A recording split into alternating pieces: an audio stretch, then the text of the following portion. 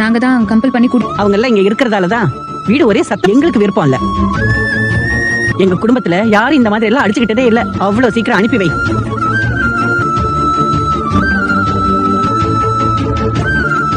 எனக்கு கொஞ்சம் வேலை இருக்குப்பா. உட்காருங்க உட்காருங்க. நான் ஏற்கனவே பல தடவை உங்கள்கிட்ட சொல்லிட்டேன். என்கிட்ட சொல்லுங்க, காவேரி கிட்ட பேச வேண்டாம் நான் சொன்னேன்ல. அவ பிரெக்னெண்டா இருக்கா.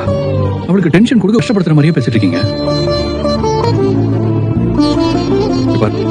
அப்படி நீங்க கேள்வி கேட்கறதா இருந்தா என்கிட்ட தான் கேள்வி சொல்லி எனக்கு அழுத்து போச்சு. அப்படி நான் ஆனா உன்னா இது ஒண்ணு சொல்லிருடா. எனக்கு வேற வழி தெரியும். வேண்டாம். நீ இரு காவேரி, எனக்கு ஒரு டெசிஷன் எடுத்தே ஆகணும். பாரு, நான் இங்கிருந்து போலாலோ இல்ல, அதனால நம்ம இங்கிருந்து கிளம்பலாம்னு சொல்றேன். எல்லா பிரச்சனையும் சரியானதுக்கு அப்புறம் வேணா திரும்ப இங்க வரலாம். அதெல்லாம் உங்க இஷ்டம் போல என்ன வேணா பண்ணிக்கோங்க.